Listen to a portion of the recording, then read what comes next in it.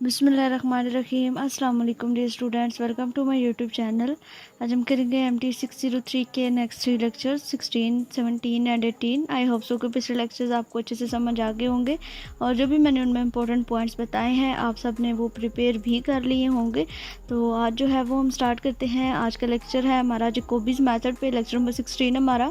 जैकोबीज method हमने पहले भी पढ़ा है, लेकिन उसमें क्या था कि हमने एज अ इटरेशन यूज़ की थी, इटरेशंस निकाली थी, लीनियर इक्वेशंस पे हमने लगाई थी, जैकोबीज मेथड को यूज़ किया था और वहाँ पे हमने इटरेशंस लगा के इसकी जो है वो हमने फाइंड किया था क्वेश्चन। ठीक है, और आज जो है वो हमने क्या करना है, हमारे पास एक मैट्रिक दिया वो होगा, हमें एक मैट्रिक के ऊपर जैकोबीज मेथड को अप्लाई करना और वहाँ से इगन वैल्यूज़ और इगन वेक्टर्स फाइंड करने, क्योंकि अब हम इगन वैल्यूज़ और इगन वेक्टर का टॉपिक पढ़ रहे हैं।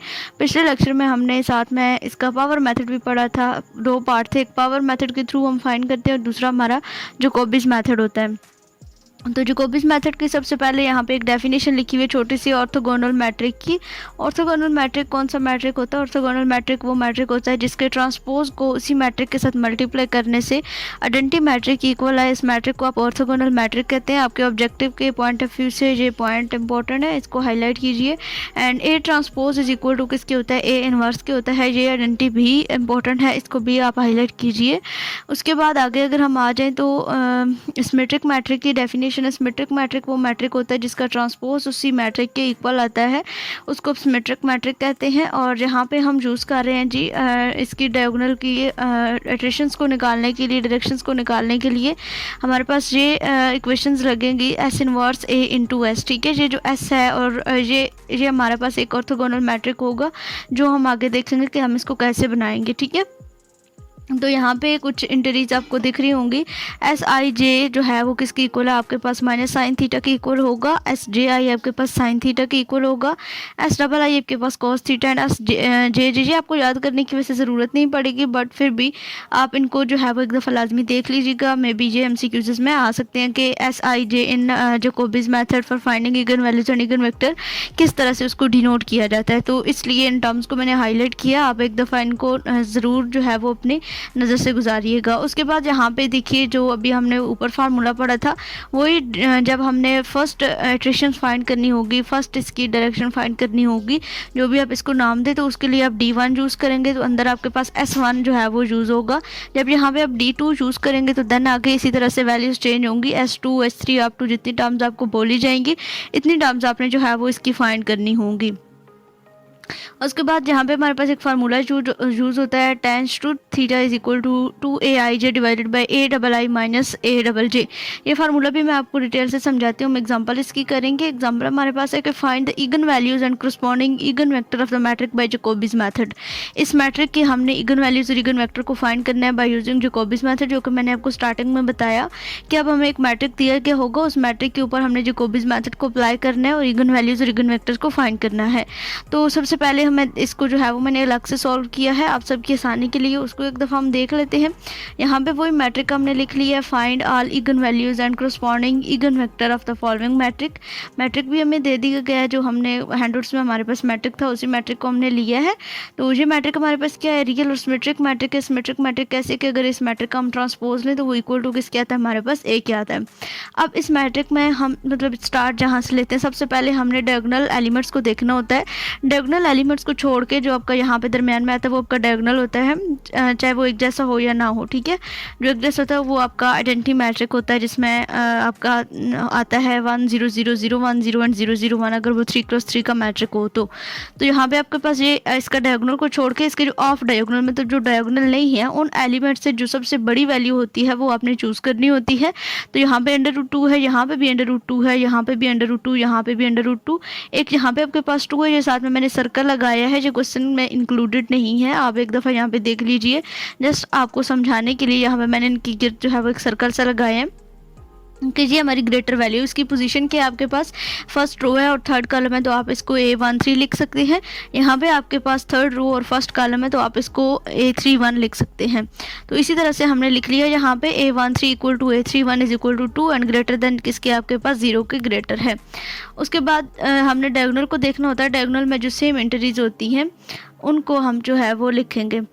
A11 equal to A13 is equal to 1, यानी कि ये भी एक जैसे जो होंगे ना वो A11 मतलब first row first column and A3 third row और थर्ड कॉलम आएगा इक्वल टू 1। अब सबसे पहले हमने जो है वो फार्मूला जो अभी हमने एंड में देखा था वही फार्मूला हमने लिखा, tan two theta is equal to 2aij divided by a double I minus a double J. अब आई और जे का हमें कैसे पता चलेगा, जो हमने यहाँ से सबसे पहले जो वैल्यू हमारी होगी 1 और 3, यहाँ से एक को आप आई की इक्वल रख लें, दूसरे को जे के इक्वल, सिर्फ इसलिए कि आपको फार्मूला बेशक याद करने की भी में भी ज़रूरत नहीं पड़ेगी, ठीक है। तो 2a आई की जगह पे आपका 1 आ जाएगा और जे की जगह पे आपका 3 आ जाएगा। 2a13 divided by a double आई है तो a11 आ जाएगा, जे है तो A33 आ जाएगा। उसके बाद आप देखिए यहाँ पे हमने जो वैल्यूज़ ली हैं, A13 की वैल्यू हमारे पास क्या है 2 है, A11 की और A33 की हमारे पास 1 की इक्वल था, तो 1 माइनस 1 आपके पास किसकी इक्वल हो जाएगा, 4 के इक्वल, 0 के इक्वल हो जाएगा। तो 4 ओवर 0 आपके पास क्या आ जाएगा, इन्फिनिटी आ जाएगा। जब tan two theta is equal to infinity, और tan इन्फिनिटी तब होगा जब आपका पाई ओवर 2 होगा, तो हम पाई ओवर 2 लिख सकते हैं इन्फिनिटी की जगह पे, तो tan दोनों साइड से कैंसिल हो जाएगा। tan two theta is equal to pi over 2 और थीटा की वैल्यू आपके पास क्या आ जाएगी, यहाँ पे पाई ओवर 4 आ जाएगी। अब जो है वो हमने जो ऑर्थोगोनल मैट्रिक्स के कंस्ट्रक्ट करना होता है, जो कि मैंने आपको बताया कि हम ये बनाते हैं खुद, तो ये हमें कैसे पता चलेगा कि हमने कैसे बनाना, ये भी आपका डिपेंड करेगा इन वैल्यूज़ के ऊपर। जब आपके पास 1 1 और 3 3 वाला होगा, यानी कि 1 1 और 3 3 आपका डायगोनल बनेगा, वो दोनों एलिमेंट सेम होंगे, तो आपका जो पहला कॉलम होगा और पहली जो है वो रो में आपका आएगा कॉज और माइनस साइन, और इसी तरह से यहाँ पे जब 3 3 तो यहाँ पे आपके पास sine pi over 4 and cos pi over 4, ठीक है। ये आपका हो जाएगा, आपका थर्ड कॉलम हो जाएगा, और इसी तरह से ये आपकी थर्ड रो हो जाएगी, ठीक है। तो cause pi over 4 minus sign pi over 4, आप इसको वैसे भी याद रख सकते हैं। जब आपके पास 3 3 वाला आएगा केस, तो तब आपने फर्स्ट रो में कॉज पाई ओवर 4 एंड इसकी थर्ड कॉलम में माइनस साइन पाई ओवर 4, और जहाँ पे इसी तरह से sign pi over 4 and cos pi over 4 आपने रखना है।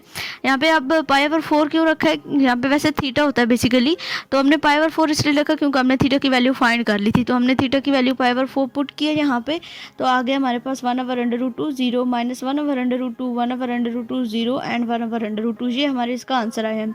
उसके बाद अब हमने क्या करना है, आगे इसका लेना है ट्रांसपोज, ठीक है। इसी मैट्रिक का हमने ट्रांसपोज ले लेना है, और हमने फर्स्ट स्टेटमेंट में देखा था कि A transpose is equal to उसका इन्वर्स होती है, तो हम इसको इन्वर्स और ट्रांसपोज दोनों से डिनोट कर सकते हैं। तो ये हमने इसका ट्रांसपोज लिया। अब फर्स्ट रोटेशन के लिए हमें जो फार्मूला हमने देखा D1 equal to S1 inverse and A S1, ये जो हमने मैट्रिक बनाया ये आपका S1 मैट्रिक है, जहाँ पे I इक्वल टू मीन्स कि आपने 1 पुट किया, ये आपका S1 है, और ये उसी मैट्रिक का आपके पास इन्वर्स है। और अब तीनों मैट्रिक्स यहाँ पे आपने पुट कर दिए, A वाला भी जो आपको गिवन था, S1 का इन्वर्स जो भी हमने ये ट्रांसपोज इसका फाइंड किया वो भी, एंड S1 जो है वो भी हमने यहाँ पे पुट कर दी। इन तीनों मैट्रिक्स को हमने जो है वो मल्टीप्लाई किया। आई होप कि मल्टीप्लिकेशन आपको आती होगी।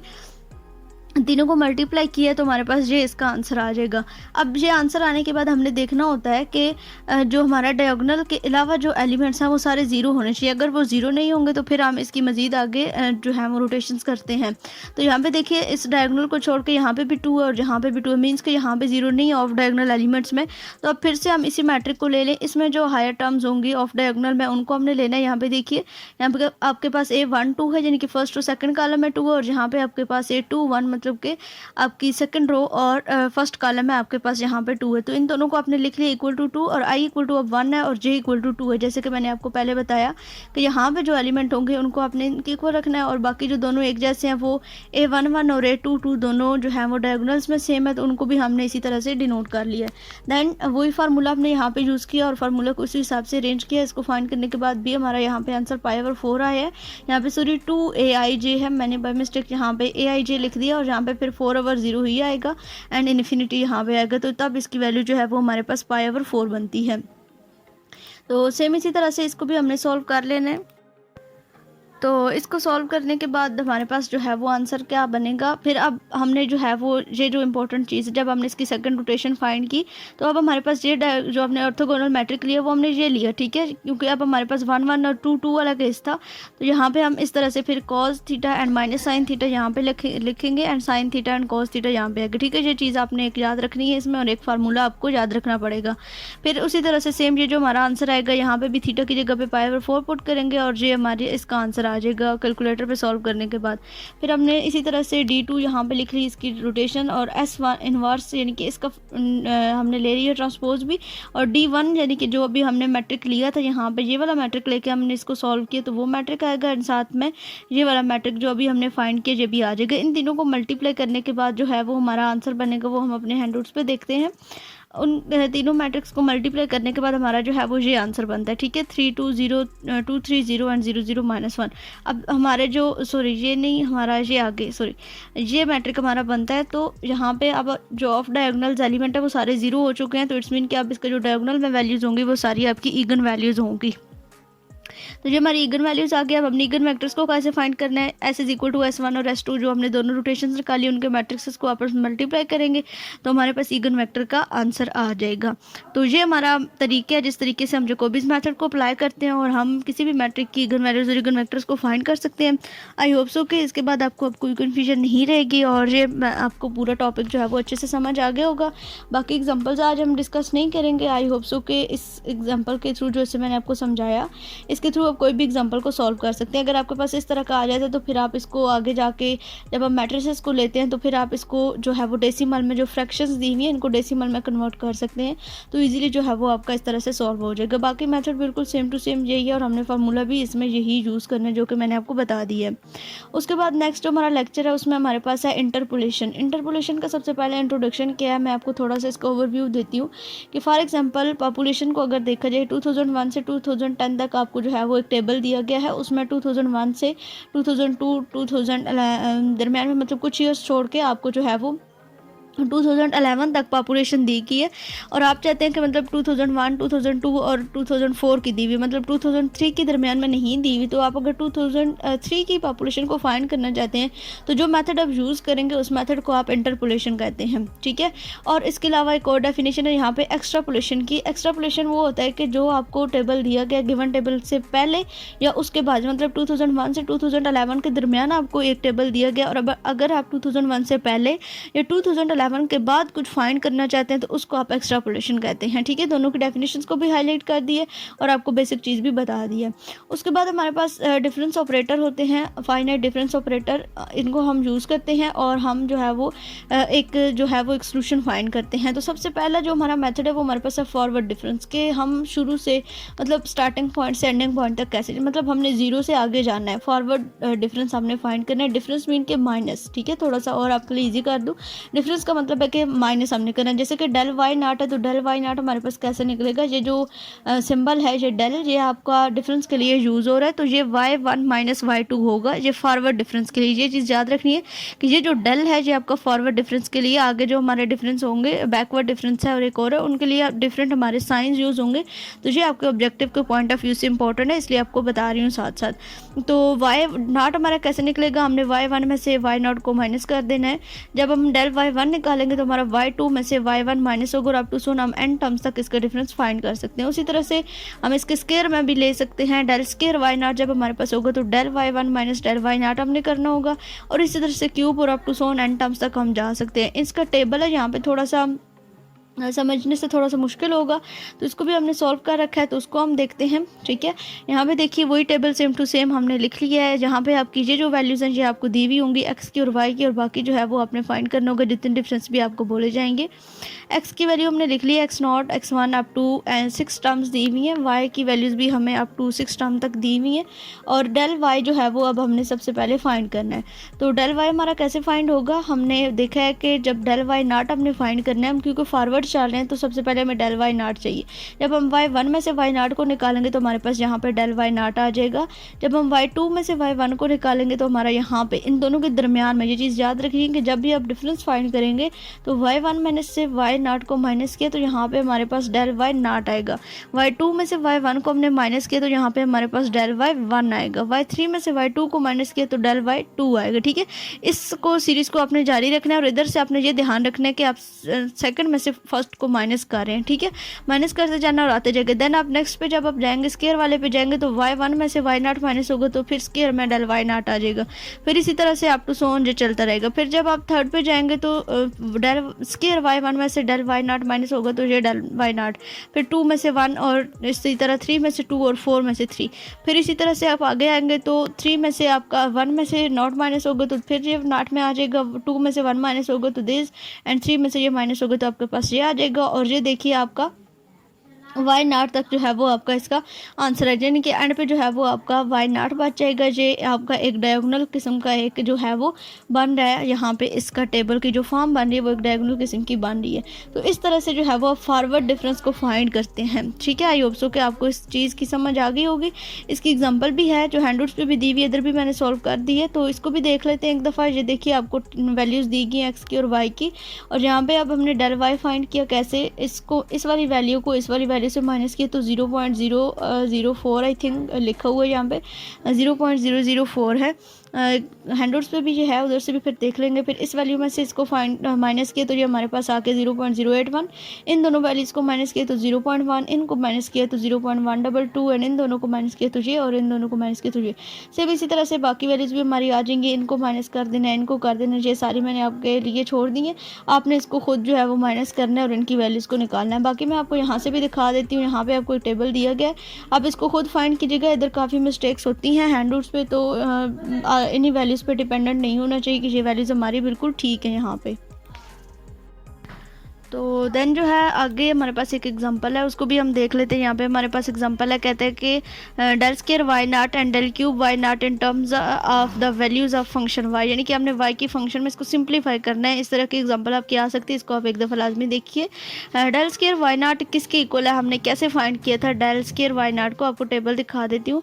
डेल स्केयर वाई नॉट को हमने फाइंड किया था, डेल वाई वन में से डेल वाई नॉट को हमने माइनस किया था तो हमारे पास आया था डेल स्केयर वाई नॉट, तो वही चीज़ हमने यहाँ पे लिख दी है।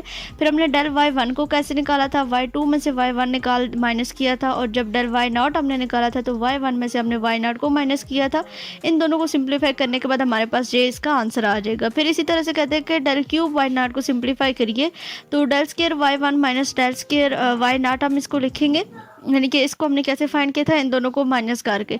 फिर डेल स्केयर y0 को हमने y1 को कैसे फाइंड किया था, y2 में से y1 को माइनस किया था, और इसी तरह से डेल स्केयर y0 को हमने इस तरह से फाइंड कर लिया था। फिर इन दोनों को कैसे हमने फाइंड किया था, डेल y0 को हमने y3 में से y1 माइनस किया था, y1 को फाइंड किया था y2 में से y1 करके, एंड डेल y1 को हमने फाइंड किया था फिर इसी तरह से, और इनको सिंप्लीफाई करने के बाद हमारा इसका ये आंसर है। इस तरह की एग्जांपल आपकी आती हैं पेपर में, आप बिल्कुल भी इसको स्किप मत कीजिएगा, इसको एक दफ़ा लाजमी प्रैक्टिस कीजिएगा।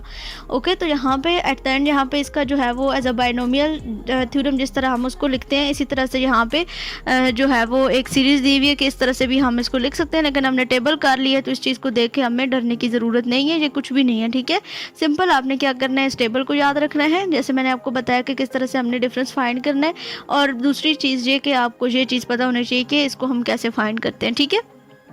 तो इसको भी जो टर्म है सिंपल यही है कि आपको इसकी सी एन की फंक्शन में इसको दिया हुआ है और फैक्टोरियल के फंक्शन में दिया हुआ है, ये आपका बाइनोमियल थ्योरम के थ्रू भी इसको जो है वो हम सॉल्व कर सकते हैं। फिर उसके बाद कहते हैं कि show the value of the y n can be expressed in the term of the leading value y naught and the leading difference. Sorry, यहाँ पे एक और मेन चीज़ थी जो मैं आपको बताना भूल गई कि ये हमारे पास ये चीज़ होती है कि जो वाई नॉट जहाँ से हमारा टेबल स्टार्ट हो रहा होता है वो हमारी लीडिंग टर्म होती है, और जो डिफरेंस होते हैं सारे हमारे पास वो हमारे लीडिंग डिफरेंस होते हैं, ठीक है। ये आपका इंपॉर्टेंट पॉइंट था, बाय मिस्टेक ये रह गया था आपको बताना। तो उसके बाद ये इसी तरह से एग्जांपल दी हुई है, इसका फॉरवर्ड टेबल जो है वो हम बनाएंगे कि हम जो है वो डेल वाई नॉट को कैसे फाइंड किया था, डेल वाई वन को कैसे फाइंड किया था, डेल वाई टू को कैसे, और फिर इसी तरह से इसको मजीद सिंप्लीफाई करके हम इस फॉर्म में लिखेंगे कि वाई वन की अगर वैल्यू फाइंड करें वाई टू की और वाई थ्री की तो वो हमारा इस तरह से आएगा। फिर इसी तरह से नेक्स्ट हमने डेल स्केयर वाई नॉट को भी सिंप्लीफाई कर लिया और वाई वन को भी, और फिर इनकी सब की वैल्यूज़ अलग अलग फाइंड कर लिए, और एट द एंड जो है वो हम अगर इसको देखें तो समेशन की फॉर्म में हम इसको इस तरह से डिनोट कर सकते हैं। ये बेसिक टर्म है जिसको आपने जो है वो माइंड में रखना है। उसके बाद लेक्चर नंबर 18 है हमारा बैकवर्ड डिफरेंस क्या है। ठीक है, तो ये भी मिलता जुलता ही है, कुछ ज़्यादा डिफरेंस नहीं है इनमें। इसका सबसे पहले जो है वो सिंबल क्या है, ये आपका बैकवर्ड डिफरेंस के लिए जो हमारा दूसरा था, फॉरवर्ड के लिए वो हमारा दूसरे साइड वाला डेल था, सीधे वाला, और यहाँ पे हमारा जो है वो आप इसको उल्टा डेल भी पढ़ सकते हैं, जैसे भी आप इसको आसानी से याद करना चाहें इसको आप जो है वो कर सकते हैं। तो इसके लिए भी ये टर्म यूज़ होती है वाई आई माइनस वाई आई माइनस वन, और आई की आई इक्वल टू एन है, और एन की वैल्यूज़ हम अप टू एन टर्म्स तक लेके जा सकते हैं। मतलब आपने उल्टा चलना है, एन पहले जो था वो हमारा था 1 से n तक, अब हमने n से स्टार्ट करना है, n minus one up to हमने 1 टर्म तक जो है वो जानना है। तो इसका भी टेबल जो है वो हम देख लेते हैं। बैकवर्ड का भी ये हमारे पास बैकवर्ड डिफरेंस है, इसमें भी पहले जो है वो x की और y की वैल्यू सिंपली दी गई होंगी। डेल y फाइंड करना है, डेल y के लिए सबसे पहला जो हमारा डिफरेंस होगा वो हमने y1 को y0 में से माइनस करना है। तो हमारे पास यहाँ पे क्या आ जाएगा, डेल y1 आ जाएगा। ठीक है, यहाँ पे हमारा अब क्या आएगा, डेल y1। जब हमने फॉरवर्ड डिफरेंस फाइंड किया था तो हमारे पास क्या आया था, डेल y0। तो पहले हमने जो है वो डेल वाई नॉट लिखा था, लेकिन अब जो है वो हम कहाँ से स्टार्ट करेंगे, अब हमारा जो फर्स्ट टर्म आएगी वो हमारी क्या आएगी, डेल वाई वन आएगी। ठीक है, फिर इसी तरह से हमने वाई टू में से वाई वन को माइनस करना है, तो आपका डेल वाई टू। बाकी सेम इसी तरह से सिर्फ अपने फर्स्ट टर्म को समझ लेना है। हमने पहले वाई नॉट से स्टार्ट किया था, तो एंड हमारा कहाँ पे हुआ था, जाके वाई नॉट पे ही हुआ था, बट अब हम वाई वन से स्टार्ट कर रहे हैं और एंड जो है वो हमारा वाई सिक्स पे जाके रुक रहा है। ठीक है, यानी कि हम बैकवर्ड चल रहे हैं इसमें। डेल वाई वन, देन जब वाई टू और वाई वन को माइनस करेंगे तो डेल स्केयर वाई नॉट आएगा।